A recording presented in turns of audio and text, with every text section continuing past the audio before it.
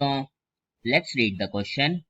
Given the standard electrode potential, हमें दो sales के हाफ सेल्स के इलेक्ट्रोड पोटेंशियल दिए हुए हैं. एक है -0.44 वोल्ट और एक है 1.23 वोल्ट, और हमें कहा है calculate the E not cell of the corrosion.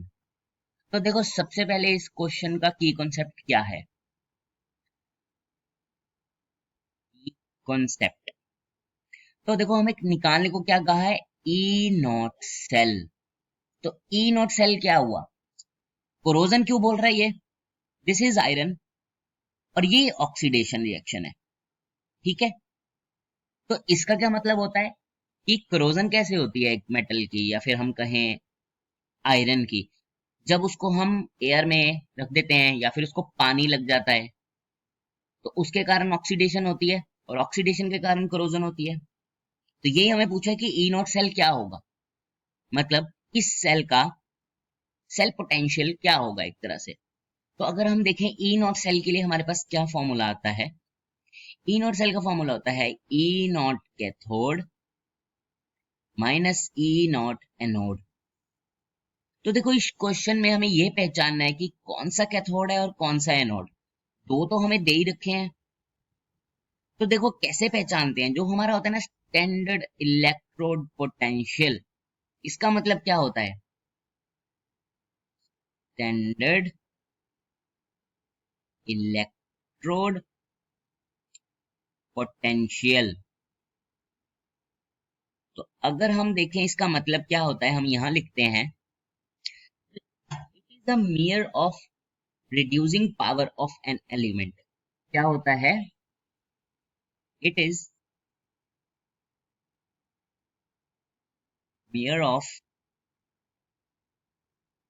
Reducing power of element. ठीक है, ये होता है. तो अब देखो, रिड्यूसिंग पावर का मतलब, कौन रिड्यूस या रिडक्शन करेगा जल्दी. ठीक है, उसको हम बोलते हैं जिसका स्टैंडर्ड इलेक्ट्रोड पोटेंशियल ज्यादा होगा, जैसे यहां पे है. तो ये क्या है, इसकी रिड्यूसिंग पावर ज्यादा है, रिडक्शन ज्यादा करेगा. और ये हमें पता है कि कैथोड पे होती है रिडक्शन और एनोड पे होती है ऑक्सीडेशन. तो इसका मतलब ये हमारा कैथोड पे आ गया. तो अगर हम लिखें E not cell is equal to, चीज हमेशा याद रखना, जब भी ये वाला फॉर्मूला हम लिख रहे हैं, चाहे हम एनोड या फिर ऑक्सीडेशन लिखते हैं यहाँ पे कि ऑक्सीडेशन होती है ये, लेकिन लेते हम इसका भी रिडक्शन पोटेंशियल ही है, जैसे यहाँ पे दिया हुआ है.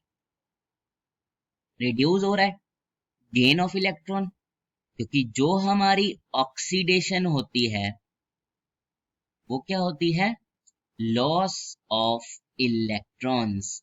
और रिडक्शन हमारी बिल्कुल इसके उल्टी, गेन ऑफ इलेक्ट्रॉन्स. तो समझे.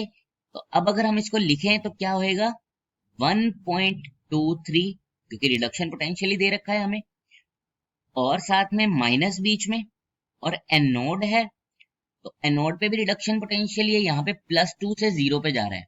इसका मतलब अगर हम ऐसे लिखें Ft2 positive +2 electron give rise to Fe.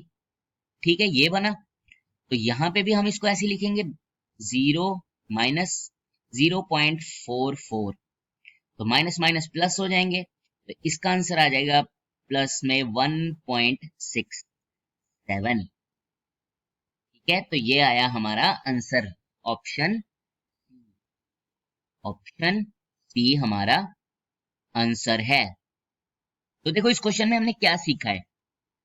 हमने देखो सबसे पहली चीज क्या सीखी है कि जो हमारा सेल पोटेंशियल कहें हम, ई नॉट सेल जो हम निकाल रहे हैं, उसका फॉर्मूला क्या होता है हमारे पास, ई कैथोड माइनस एनोड. फिर हमने देखा कैथोड पे क्या होती है, रिडक्शन, और एनोड पे ऑक्सीडेशन. उसके बाद हमने क्या देखा है, उसके बाद हमने देखा कि हमारे पास, हम कैसे पता लगाएं कि कैथोड कौन सा है और एनोड कौन सा है. तो जब हम ये चीज देखेंगे तो इसमें हमारे पास क्या है, हम देखेंगे स्टैंडर्ड इलेक्ट्रोड पोटेंशियल जिसका ज्यादा होगा उसकी रिड्यूसिंग पावर ज्यादा होगी, वो रिडक्शन करेगा।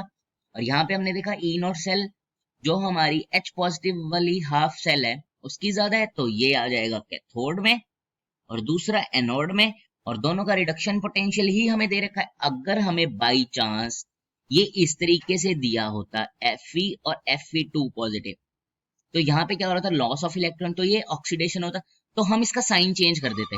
पर यहाँ पे तो हमें रिडक्शन पोटेंशियल ही दिया है, तो ये माइनस यहीं पे रहेगा। तो इससे हमारा आंसर आता है 1.67 volt. I hope you understand it well. Best of luck.